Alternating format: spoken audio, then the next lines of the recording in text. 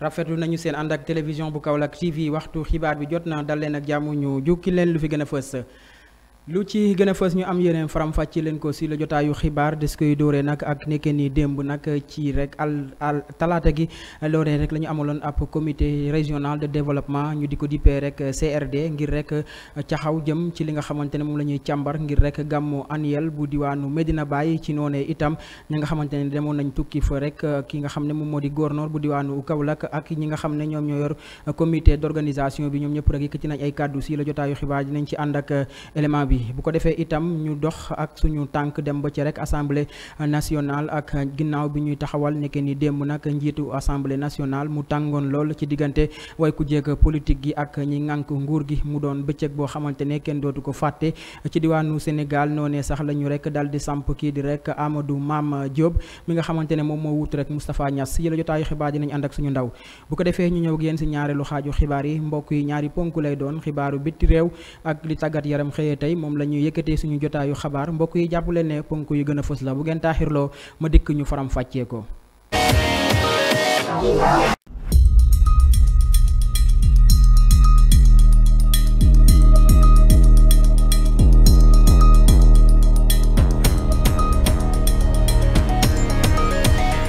asalaamaaleykum wa rahmatullahi taala wa barakaatu yéen ñi safoo télévision bu Kaolack TV ñu ngi leen di nuyu di leen di jox seen wàccuwaay seen i kóolute mooy suñu mbégte comme ni ñu leen ko junjee woon ci bopp ba la ñu koy defee dem ca diwaanu Medina Baye nekk ni démb nag la ñu doon amal comité régional de développement jëmale ko rek ci waajtaayub gàmmu international bu Medina Baye ci mbooloo bu takku sax autorité religieuse yi ak autorité administrative yi rek demoon nañ teewee ji li ni mel gouverneur bu diwaanu Kaolack di wuyoo rek ci ki nga xamante moom moo di gouverneur bu diwaanu Kaolack moom moomee daal dina rek amaloon li nga xam ne moom moo di njiite boobule CRD ñu teewlu ay kàddoom ci micro Kaolack TV. voilà donc comme ni nga ko waxee tey dañ doon def CRD bi nga xamante ne dañuy wàcceel gàmmu Medina Baye lu toll ak juróomu waxtu ñu ne comité d'organisation bi toog nañu déglu leen taataan leen si lu ñu wax si ay soxla donc yi ñuy xaar si administration bi. pour chaque service tamit jox nañ kàddu gi chef de service bi mu wax moom si tolluwaayam si lu mu ca man li nga xamante ni tamit mënu ko si lépp taataan nañ ko dinañ ko jébbal autorités yi nga xamante ni ñoo ngi au niveau de Dakar muy ministre de l'intérieur muy direction générale ba mu concerné lu mel ni tamit lu RTS parce que tamit feeñ na si waxtaan bi xëy na fàtte naa ko wax si tubaab que dañoo bëgg gàmmu gi également ñu koy diffuser en direct donc boobu soxla la bu tar bu nu posé donc ak yeneen xeetu soxla yu mel noonu yoo xamante dinañ ko transmettre au niveau national pour ñu gunge ñu si ba nga xamante ni gàmm gi dina ala dawme waaw pour yooyu yëpp jumtukaay yi war en rapport avec le comité d'organisation ak service technique yi muy ONAS muy UCG muy AGEROUTE muy région médicale ANDESEC hôpital SAMU Croix-Rouge donc kuréel yooyu yëpp taxaw nañ pour de toutes les dispositions nécessaires pour gàllankoor yu mën a am si loolu si wàllu inondation yi si wàllu yooyu ak service d'hygiène pour war a def ay désinfection donc ba nga xam du am benn gàllankoor si pèlerins yi en rapport également avec la mairie lu mel ni curage caniveau yi dinañ ko def am na ay canaux yoo xam jàpp nañ ni mën na indi danger si pèlerins yi dinañ leen tëj le temps du gàmmu li ñuy def lu ñuy wax tamit pompe mi désinfection dinañ ko def ak service d'hygiène donc bépp matukaay boo xamante ni dina tax nit ñi nekk à l'aise bañ a am benn feebar incha allah dinañ ko jël. mu ngoog loolee di ay kàddu yu ñu nangoo ci gouverneur bu diwaanu Kaolack di wuyoo ci Ousmane Ali Kane moom moo doon yëkkati ay kàddoom rek ba tey dañuy desandi ci waajtaayub gàmmu annuel international bu diwaanu Medina Baye gi la yoon nag dañuy ànd ak waa comité d'organisation bi ki nga xam ne moom moo di adjoint bu président bu coordonnateur bi nag di COMAF moom mi nga xam ne dal dina yëkkati ay kàddu di xam leen rek dinañ def seen i kéemtulaayu kàttan ba rek gàmmu gi mun a mucc ci ayib Mass Amadou bi tey lay wuyoo ñu teewul ay kàddoom. na ma wax ne suñu xel dal na parce que ci ndimbalu gouverneur avant cela ci ndimbalu woon le préfet bi defoon CDD CRD bi ñëw commission yëpp jaar nañ secteur par secteur chef de service yi fi nekk yëpp kenn ku ci nekk jël na ay engagement am na sax déjà engagement yoo xam ne yu ñu jëloon avant commencé nañu ko looloo tax mën na maa wax ne xel dal na def nañ CRD bu mucc ayib ak engagement wu gouverneur bi ak gestion bu rafet bi mu gérer réunion bi mën nañ wax ne daal yaakaar tàbbi na yaakaar nañ ne problème yu bari dinañ ko juguler dinañ ko régler ba nga xam ne dinañ def gàmmu 2022 Médina Baye bu mucc ayib. parce que RTS mën nañ wax ne service national la te dañ constaté ci li passé ne transmission bi daan nay am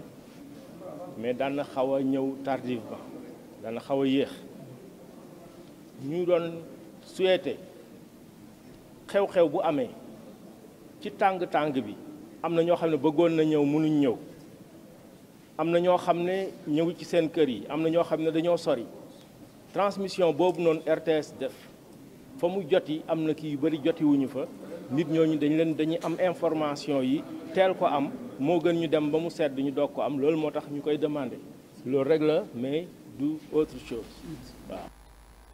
ñu wéyandi xibaar yi fii la ci Kaolack TV bokkoon na comme nu ñu leen ko junjee woon ci bopp ba dañuy dem nag ba ca diwaanu Ndakaaru Ndiaye ci assemblée nationale nekkee ni démb nag la ñu doon taxawal wala doon tàbb ki nga xam ne moom moo di rek wuutu ki nga xam ne moom moo di nag Moustapha Niass ci assemblée nationale waaye nag ci bëccëg bu tàng dox ci diggante way ku jéeg politique bi ak ñi ŋànk nguur gi si noonee sax la ñu xamle ne rek ki nga xamante ne moom moo di rek Amadou Mame Diop moom la ñu jox mu jiite rek assemblée nationale bi loolee tax ba ñu ñëwaat ci boobu baax a baax ana kan moo doon Amadou Mame Diop ñu teewlu élément bi. li ni mel dal di tàmbali nag ci xëccoo mbiccoo ak mbaaloo altine si suba yemoo nag fukki fan ak ñaar seeni militant bàyyeekoo ci kujéeg politique yi naka noonu itam ci ñu ŋànk nguur gi indi seeni militant ñuy tàccoo ka xaqataay mu mel ni que sax ñu nekk ci stade de foot foofa sax la porox ndolu rek kujéeg politique bi njiitum réew mi Macky Sall dal di dajale ci parlementaire am waxtaan ak ay ñoñam ci noonee rek la leen xamal ne ki mu war a jox assemblée nationale loolu di ay kàddu Mimi Touré Amadou Ba Aly Ngouille Ndiaye ñi nga xamante ne dal dinañu am doole lool jëmale ko ci majorité bi mu mel ni que rek xeeñu neex ancien premier ministre bi di Mimi Touré dal di nag sol dalam budee li nga xamante ne moom moo di hémicycle njiitum réew mi Macky Sall dal di nag teg gët ku doonoon ab technocrate bu kenn bàyyiwutoon xel donte ne sax mënu koo yokk lu bëri waaye nag kaddu gi dal di woon na paccaxoo gannaaw ba mu tuddee rek turi Amadou Mame Diop maire Richard Toll pharmacien professionnel membre fondateur Alliance pour la République APR jege lool waaye itam lonkoog lool ak njiitum réew mi Macky Sall bu ñu sukkandikoo ci jëwriñ bi nga xamante ne moom moo jiite majorité bi ñu xam ne député la woon ci atum 2012 jàpp 2021 dal di quitté assemblée nationale dem rek wuutu SAPCO société nationale d'aménagement ak promotion des côtes ak zone touristique féetoo fii la ci diwaanu Sénégal dal dina nag wuutu Moustapha Niass wu jëg politique bi dal di wasaaroo loole sax bokk ci lu rek sookeel ñoom ñu jël lii di président assemblée nationale ndaxte noonu ku nekk waroon na rek samp ndënd jëmale ko nag ci li ni mel ngir rek jëlee fi Macky Sall njiitum réew mi nga xam ne 83 députés la am ci 165 yi mu jot a récolté mu doon bés bu njëkk ci histoire u Sénégal bu kenn xelaatutoon jëmale ko ci élection assemblée nationale loolee kenn mësu koo teg gët ñu fàttali leen wax leen kan mooy Amadou Mame Diop nekkoon fi jëwriñ bu ñu dénk wàllu emploi formation professionnelle ak apprentissage mu nekk professeur sciences techniques industrielles dal dina nag jàngale ca ST lycée Seydina Limamou Laye bu Pikine dal dina itam bokkoon ci chargé programme bu centre écologie Albert ONG Suisse nekkoon ci riwaanu Sénégal bokkoon ci domaine artisanat l'agroécologie ak l'agroalimentaire ancien directeur bu planification et des ressources humaines ministère de la formation professionnelle ci réewum Sénégal nekkoon expert ci éducation formation bu PALAM Sénégal volet vocationnel littératie programme bu banque islamique de développement occupé woon directeur général bu société transport Dem Dikk nekkoon itam président bu conseil administration bu office des forages ruraux OFOR nekkoon fi itam directeur général bu fonds financement ak formation professionnelle ak technique bu réewaanu Sénégal actuel ministre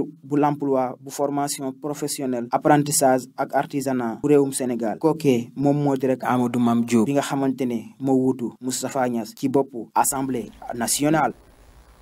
kookee nag moom moo di rek Amadou Mame Diop moom moo wutu nag Moustapha Niass ci boppu assemblée nationale ci noonee sax moom njiitub assemblée nationale bu bees boobu daal di yëkkati ay kaddu cant ak ngërëm jëmale ko rek ci njiitum réew mi Macky Sall waaye itam di xam leen ne dina def kéemtulaay kattanam ba rek la ñu ko dënk askan gi di mën a yëg seeni bopp àdduna ci micro Kaolack TV ñu teewlu ko. maanaam Madame la Présidente. ginnaaw ba ñu leen nuyoo te di leen jaajëfal te it di feddale suñu mbégte ci tànn gi ngeen ñu tànn lu jiitu loolu nag ñu ngi ciy sant yàlla suñu borom li ñu gunge ba li leen mën a am duma dëñ nag mukk di feddaliwaat rek sama kóllëre jëm ci yéen loolee nag maa ngi ciy jiital sama naataango politique yi di parti yi Benno Bokk Yaakaar kama cay jiital nag di njiitu réew mi son excellence président Macky Sall waaye maa ngi jaajëfal ndaw yi pencum réew mi di leen wax ni pare nañu rek ngir nekk ci donkaasi gi ngir lépp mën a jaar ci yoon di leen woo ci booloo ak juboo ñu boole li ñu am bokk ndey bokk baay ngir rek assemblée nationale daal di am xar kanam gu bees. Qui attend beaucoup de nous face à d'énormes défis. loolu di ay kàddu yu ñu nangoo ci kii di rek wuutu Moustapha Niass foofee ci assemblée nationale di wuyoo rek ci Amadou Mame Diop ji assemblée nationale ba tey la ñuy desandi ak tànneef bi ñu doon def nekke ni démb foofee ci assemblée nationale ñu doon jàppante saagante waaye itam di joxalante ay baaroomu tuuma di yem sax ba ci yëkkati ay baat yoo xamante ne ñaaw na lool bu ñu sukkandikoo nag ci ki nga xam ne moom moo di les serviteurs Pape Djibril Fall honorable député mi nga xamante ne nee na niñ ko defee daal dara neexu ko te rek waroon nañoo mën a xoolaat bu baax a baax donte ne askan gi dañ leen faa teg ngir rek ñuy taxaw ci seen yëpp jafe-jafe waaye nag niñ ko defee daal doy na waar moom Pape Djibril Fall ay kàddoom ñu teewlu ko ci Kaolack TV. li rafetul mooy en 2022 ñuy voté ñu ñuy escorté loolu moo rafetul li rafetul mooy xëccoo beeg ñiiroo bi ak ŋaayoo bi ak saagante bi ak xastante bi ak sànnante ay bouteille ak sànnante li nga xamante ni moom mooy ay capsule bouteille man tey dama toog ci sama kanam gis ay nit di saagante nday ci sama kanam kenn nettaliwu ma ko mais qu'est-ce que vous voulez bu fekkee ne ñun loolu la ñu naqarlu ba tax sénégalais ñu fal ñu ñëw bëgg a def la même chose pour man du dem et l'acte que nous avons posé aujourd'hui du ñu voté mooy d'accorduñu ci façon bi ngeen koy doxalee. Donc leneen li mooy l'honorable député Mamadou Lamine Diallo a fait une proposition jóg na taxaw du haut de son expérience ne nañu trouver un consensus parce que lii mënul dem les 3 groupes parlementaires nañ dem waxtaan ñëw ñu trouver un consensus mais ñu gumba taxlu entêté wu ils sont partis dans la confrontation alors que ñun li ñu sénégalais yi wax ci vote bi mooy dañoo bëgg ngeen di waxtaan consensus bàyyi confrontation bi mën nañu confronté wu mais li borom xam-xam bi doon le conflit est inhérent à l'espace public mais le conflit doit déboucher sur un consensus donc nous avons été incapables de consensus et je souhaite que pour le reste li ma xalaat mooy li ci des nañu dimbali sénégalais yi ñu yëkkatiku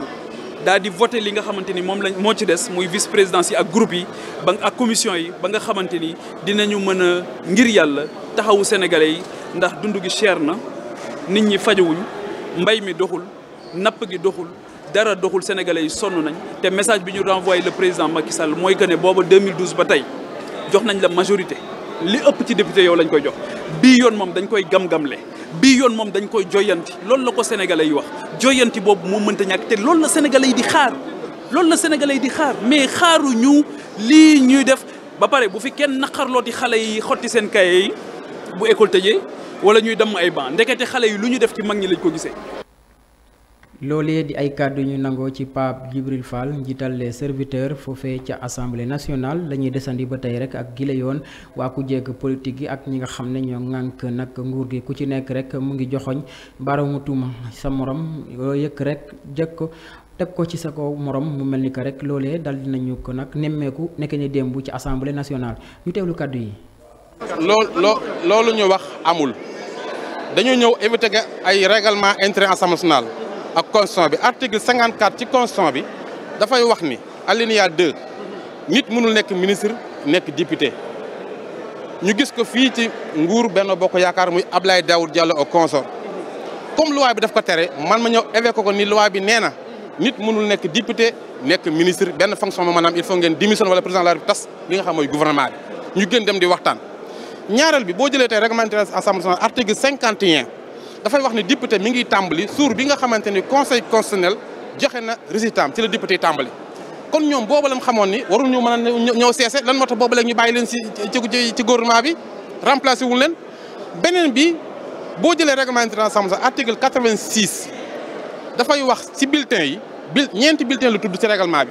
mais bu ñu amee juróomi candidat mais loolu règlement intérieur Assemblée nationale prévoirul loolu conseil constitutionnel moo mën a joxe li nga xam ne mooy avis si loolu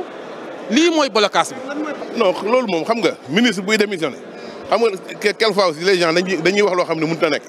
article bi ñuy wax xanaa nit ki balaa muy démissionné dafa jël fonction yow jëloo ko fonction ñu ne la démissionnaire amul fenn da ngay jël fonction ba pare nga doog a démissionné loolu la ñu wax. mais wax ñu léegi bu fekkee waa ji dafa démissionné ba pare ñu xëy suba nekkaatul ministre lu muy def day perte ñaari yoon mënul lekk quelquefois ñoom nit ñi dañuy logique bu fekkee nekk léegi def nañu ba pare léegi ku mu neex nga démissionné mais tant que installé guñu assemblée bi ba nit di démissionné xanaa balaa ngay démissionné ci dara dañ lay installé ba pare installé guñu dañu war a dégg mënuñu leen ñàkk installé ba pare ñu ne démissionné leen loolu amul. mu ngoog dañuy bàyyi nag assemblée nationale dal di ñëw fi nga xamante ne moom moo di rek ci diwaanu Kaolack jël suñu daamaar wutale itam ca ville sainte bu Touba nokki nit ji nag askanu bu bëri ñu ngi wutali béréb googu sell goo nga xam ne sax dañuy dem ngir ñaan waaye itam bokk ak bés bi nga xamante ne rek Xaadim Rasul moom moo ko jagleel ñi nga xam ne ñoom ñoo di yooni murit ndax te tey bu nekkutoon moom li ni mel dina mun a ñaaw loolee tax itam ba ñi nga xam ne ñoom ñoo di waaye politiciens yi ñoom itam ñu ngi amal ay tukki bu nemmeeku ba nga xamante ni rek moom Ousmane Sonko dem na njiitum réew mi Macky Sall itam dal di solaat dallam ki nga xam ne itam moom la ñu seeti woon moom moo di rek Malick Gakou mi nga xamante ne moom moo di njiital grand parti muy xamle ne rek dem na ca diwaanu Touba bokk ak ñoom li nga xam ne moom moo di bés bi léegi ay kàddoom mu ngi ko rotal ci micro Kaolack TV. comme ni ñu ko daan defee at bu nekk dañuy ñëw fii Touba ci ziare Serigne Mountakha xalifa général des Mourides ci màggal gi nga xam ne nii màggalu àdduna lépp la parce que màggalu Serigne Touba màggalu àdduna ñëpp la ñu nekk ay taalibe nag kon nag at bu nekk ni ñu ko daan defee ñëw nañu joxe suñu ziar di ñaan yàlla li nga xam ne nii Serigne Touba Xaadimu Rasuul liggéey na ko ci àdduna mu law ci Sénégal def Sénégal réewu jàmm réewu tawféex réewal teraanga ba bépp tawat bu réew mi di jàmbat yàlla def ci màggaayu bés bi yàlla fanxal ko Sénégal ndax Sénégal yi mën a dund ci jàmm dund ci sutura ak wér gu yaram lii moo nekkoon suñu ay tànk Touba tey ak délégation bande yëpp mu nekk une très forte délégation du grand parti ànd ak suñu maire yi ak suñu kilifa yi nga xam ne ñoo bokk bureau politique yëpp ñëw fii tey joxe suñu ziar mu nekk lu neex parce que taaliba bu nekk boo sa doon bu li amee nga ñëw joxe sa ziar lii moo nekkoon suñu tànk. loolu di ay kàddu yu nangoo ci ki nga xamante ne rek moom moo di Malick Gakou njiital grand parti gannaaw ba mu amaloon ab tukki nemmeeku ca diwaanu Touba ñu wéyandi rek xibaar yi fi la ci Kaolack TV wax leneen nag lu doy waar lëf nga xewee fi nga xam ne moom moo di ci diwaanu Kaolack foofee ca Pont Noiro ba nga xamante ni rek ab camion moom moo dal di ndermelu daanu nag war ilaa rek dem ba ci biir géej ga loole itam tax na mu juru njàqare bu ñu sukkandikoo nag ci ñi nga xam ne mooy information bi ñu ngi xam leen rek borom camion ba dal dina abbi mbooy ga kenn gisu ko yaatal gi ñu ànd ci ak Alassane Gaye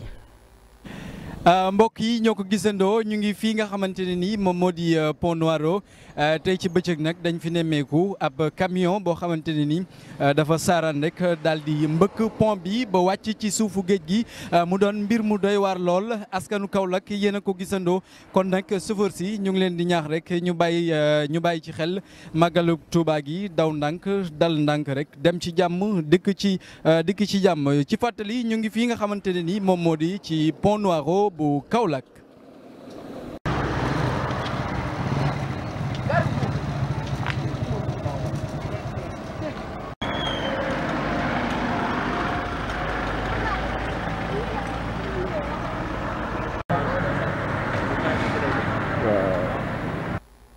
mu ngoog mbokk yi ñoom ñoo ko gisandoo mu nekk nag lu doy waar loolee tax itam ñu porox ndoll di wax rek magal Touba bi nga xamante ne ñi ñu ngi dem bàyyeekoo nag fu nekk ñu ñaan rek chauffeur si ñu daw ndànk te dal ndànk ñi nga xamante tam ñu ngi clients yi ñu rek dem ko def ko ci yar ak teggin mbokk yi yegsi nañ si ñaari lu xaaju xabaar yi ñaari ponk lay doon xabaaru bitti réew ak tàggat yaram waaye des ci koy dóoree ak xabaaru bitti réew yi ànd ci ak suñu ndaw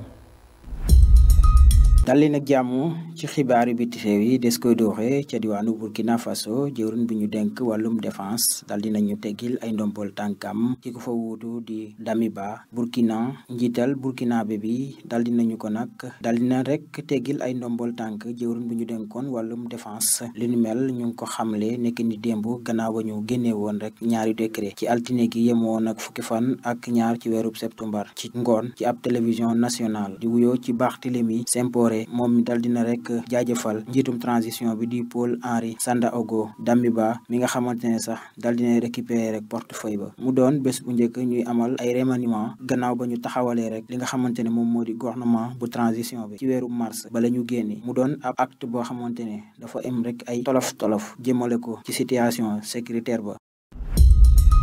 dem ca RDC République démocratique bu Congo ab meeting bu Goma Vital Kamerhe ci noonee sax la sukkandiku rek envoyé ab message jagleel ko waa l'ONU ak mouvement M23 ñaari fan ñu nekk rek ci njaqare xel yi dalul waaye itam xel ñaar di ci am ak ay jiixi jaaxa Vital Kamerhe dal di nag amal ab meeting altine bi la ñu génn yemoon ak fukki fan ak ñaar ci weeru septembre ci ngoon ci stade Afia bu nekk Goma province bu Nord Kivu fi nga xamante ne sax moom la fa nekkoon depuis altine ci ngoon mbooloo bu tàkku nag dal dinañu rek bàyyeekoo ci gox-goxaat ya wutali rek ca stade ancien chef bu cabinet président Tshisekedi dal di nag présenté nekk comme homme bi nga xamante ne dafa pare ngir rek sauver ab dëkkam waaye itam apporter ay contribution jëmale ko rek ca nañuy téye seeni kaaraange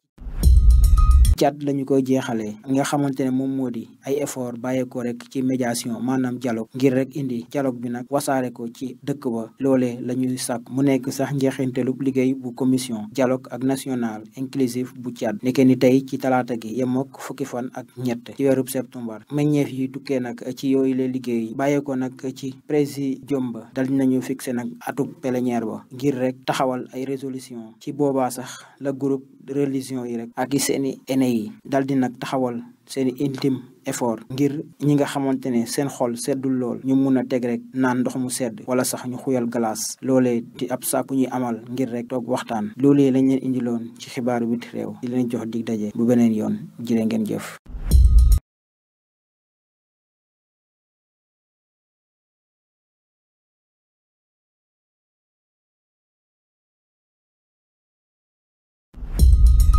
dal leen ak jàmm ci xibaaru tàggat yaram des koy dooxee ak Robert Lewandowski moom nag daal dina dem fële ca Allianz Arena ngir rek waajal li nga xamante ne ni moom mooy ñaareelu bëccëg bi de phase de poule de Ligue des Champions di jongante bi nar a dox ci diggante Bayern Munich ak ki nga xamante ne ni moom moo di FC Barcelone.